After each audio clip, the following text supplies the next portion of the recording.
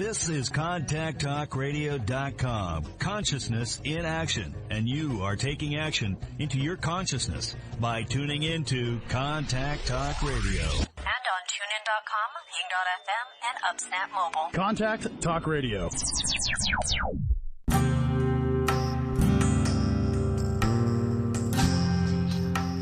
Welcome to Spiritual Psychic with Sara Wiseman, where you'll learn how to unlock the secrets of spiritual intuition and your own psychic gifts.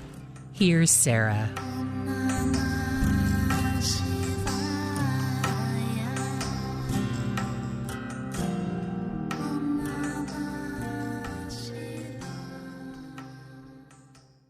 Welcome everyone to Visionary Psychics. I'm Sara Wiseman and I'm here today with Tim RADLE and one of our Visionary Psychics. Welcome, Tim.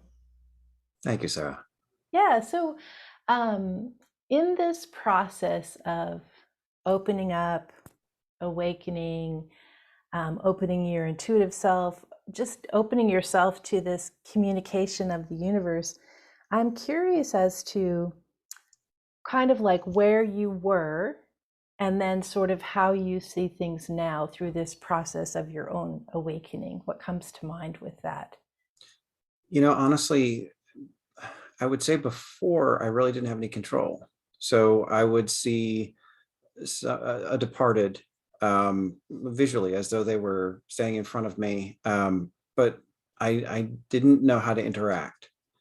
Now I have control. I know, not specifically just with the departed, but also with deeper levels of intuition, with a better connection with source, certainly with my guides and angels as well. So I would say that the biggest change is control. Yeah, or maybe not control of outcome, but you get to control your behavior, so there's an interaction or there's a communication. That's right. Yeah. Perhaps not control, intention. How about that? More intentional. Yeah. So it's almost as if you've learned a language or you've learned a system. Yes. In terms of how, as you started to have this, because that was the same for me, things would just happen. Not randomly, but not with any, I wasn't bringing them to me. They were just happening in front of me. And then when I knew that instead of the guide just showing up on a Monday in my room, I could go into a practice where I would go and meet the guide whenever I wanted to. And that was astounding, to have that source available all the time. With your practice now, how often are you intentionally going in, and then how often are things just happening where you can now use these skills to connect? With intention daily. So I seek to, maintain a conversation, if you will. Yeah. I very much believe that the more that one practices, the more profound the conversation can get. Mm-hmm. I will say, though, that there are still kind of these very interesting happenings that I'm sure within the sphere of my existence I'm wanting to happen. But to say that I could control them is I think probably very, very naive of me to think. Instead, it's more how I react to them. Mm-hmm. And I think, like just the other day, I caught something out of the corner of my eye, and it was almost heat. Mm-hmm. And it completely caught me by surprise, but I was able to really, in my own way, kind of dance with the energy and feel what it was there for. Yeah. And it was beautiful in that way. Instead of it being just this thing that happened that I found to be strange, I found beauty. And that was an amazing part of my reality. Do you find that, sometimes I'll go through passages of time where it feels like, or it seems like there's not a lot of guidance coming in? kind of the desert, the desert of guidance. It's there, but maybe I can't get to it for some reason. And then other times it's incredibly activated. Like right now in my life, I feel every little thing is just pouring in. How do you, what's that like for you? That feast or famine kind of feeling, or why do you think it's there? You know, I wish I could give you an answer, because that happens to me quite often. Um, you know, it'll be sometimes a couple of days, sometimes a week, rarely longer than that. But it does, it's almost like, you know, you've in class, you've used the notion of a dial, right? We've got a dial on our chest and we can turn it up, we can turn it down. It's almost as though I've turned my dial completely off and I can't turn it back on. That's what it feels like. And then all of a sudden, it's back. Boom. Yeah. And then, and I find the things that are so interesting, like recently I kept getting the word Ozark, which I live in Oregon. It doesn't mean anything to me really at all. And wandering around, Ozark is showing up like 6 times. I'm like, okay, that's something. What am I what am I supposed to do with this? And then I happened upon, again, this happened upon a video by Dolores Cannon. And of course, she is the owner of Ozark Press, right? And so it's like, okay, universe giving me all the clues. All I needed to do was go Google Ozark and it probably would have come up Ozark Press. But what it meant to me was clue, clue, clue. And then when the thing that I was supposed to look at came in, it was confirmed by all the things I'd been seeing before. Well, and that introduces a tremendous source of my own intrigue. Dolores Cannon's work was unbelievable, and it continues for so many others, but my Lord. Well, and see, I didn't even know that about you either. And yeah, I feel in terms of being a channel and all the work myself, and then all the work she did, and it's just so fascinating that here we've never even discussed this, and it comes up again, probably for somebody watching to go look up that work and see what it's meant to do for them.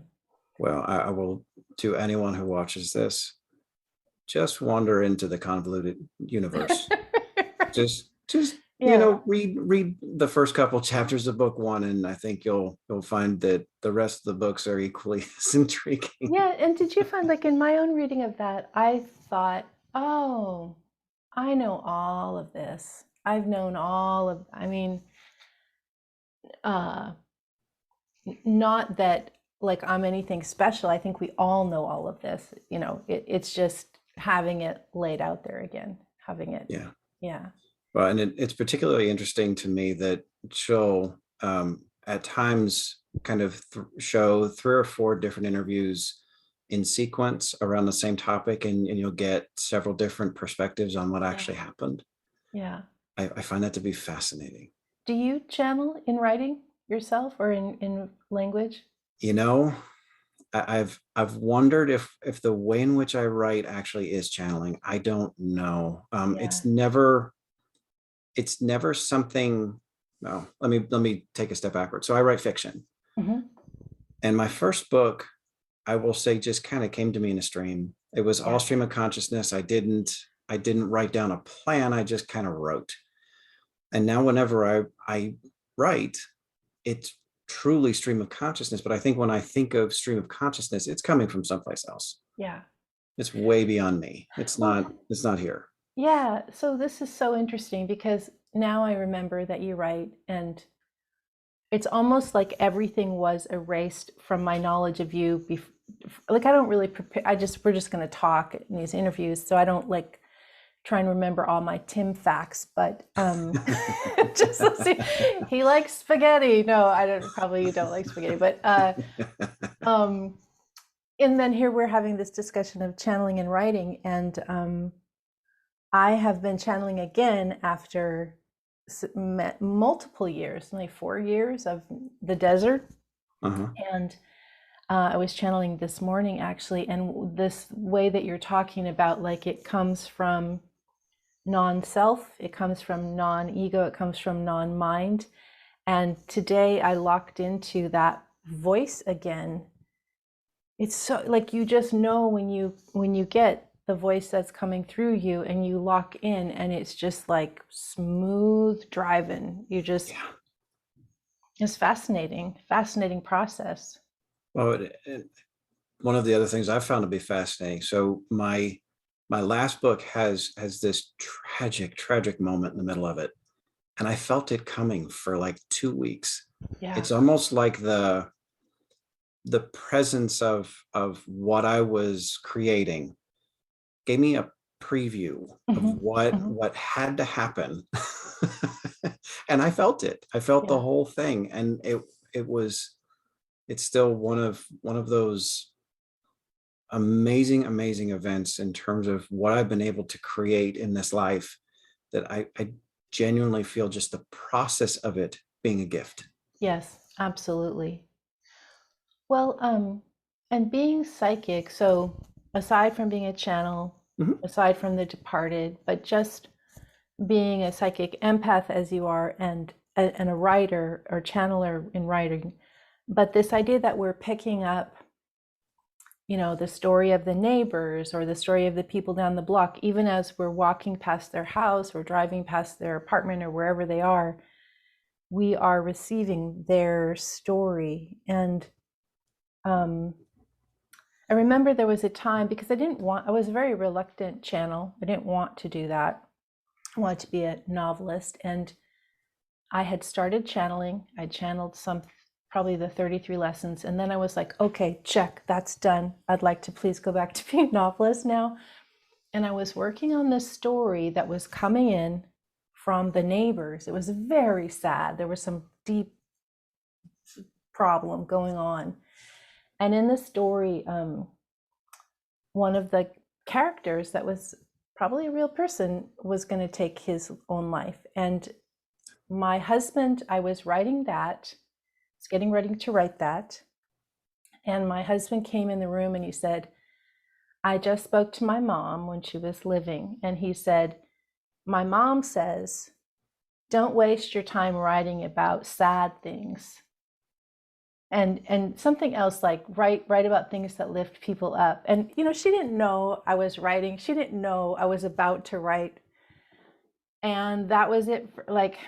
And I don't know if there's a message for you or a message for me or a message for somebody else in this, but it was just astonishing that happened. But so this interconnection of all of us, this one soul, knowing what was meant to be, what the direction was, getting guidance that way, was fascinating to me.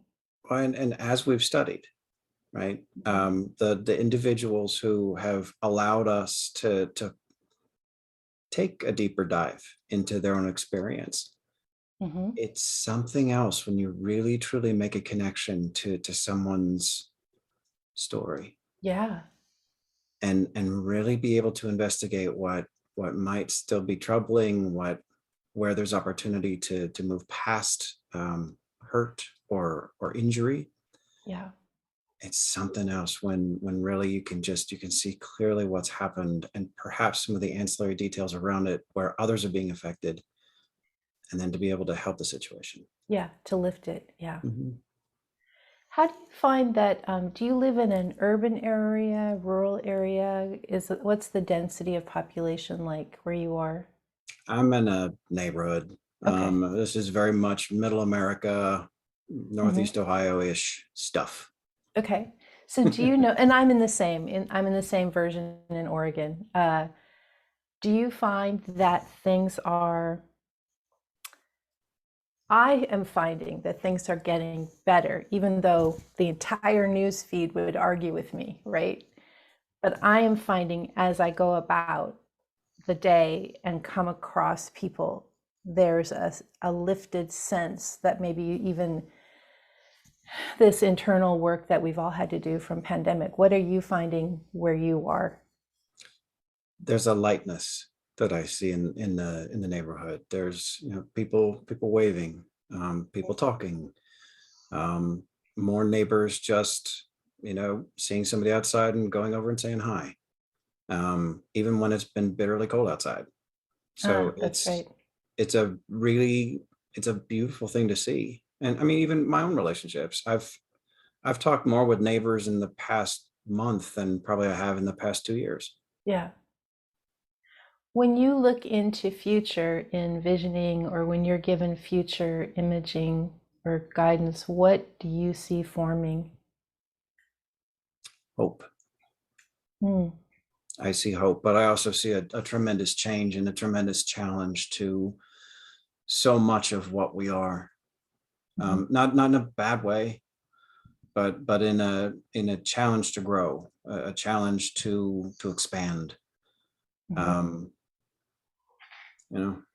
very much feel that, and I very much have seen that.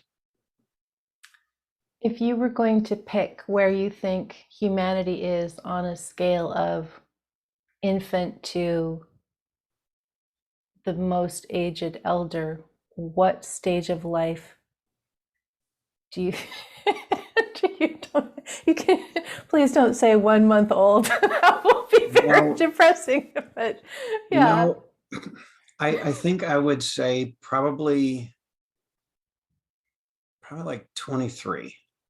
Okay. Yeah. So somebody, well, somebody, a collective that has gone through an infancy, been a little bit boisterous, been a little bit out of control, and now starting to see perhaps something more. Yeah. And at the same time seeing perhaps its own responsibility. And I think we're stepping into that. Pardon me. But we're just stepping into that. Yeah. How do you feel? So if you look at this idea of 23-ish, that's the age of the current Gen Z, which I am fascinated with. I've got two millennial adult children and one Gen Z, and the difference is astonishing to me. The collective communication through electronica, the loss of gender roles, loss of just all these roles that divided us.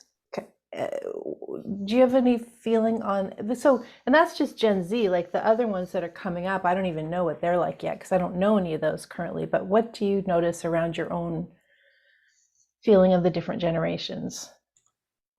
It's almost a 50-50 split.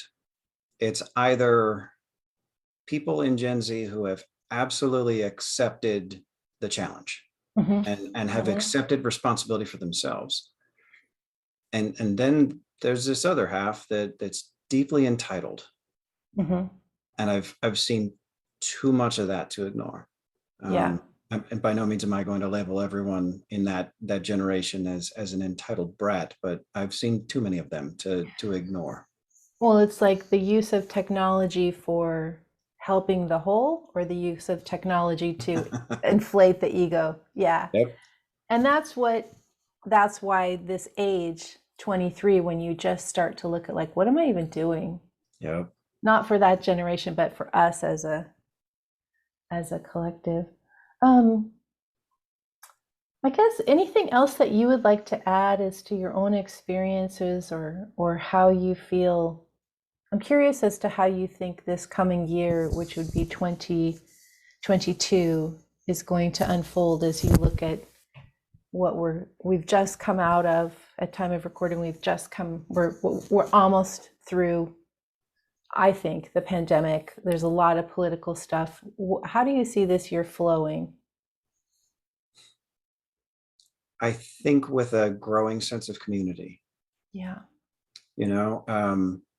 We certainly have this awful situation that's happening for Ukraine. That in a very abstract way, I believe is reinforcing this notion of community. I think so. I think coming out of the pandemic, there's going to be some very interesting adjustments that we're all going to have to make. Mhm. to just get used to being around each other again. Mhm. But in that way, I perhaps we've all had a chance to grow. Perhaps the conversations can be just a little bit deeper. Yeah. Good. Well, I will put all the information to find you in writing so that these videos aren't out of out of date the minute I post them. And anyway, Tim, thank you so much for your time today. It's a great pleasure to talk with you. Certainly my pleasure, Sarah. Thank you. Thank you.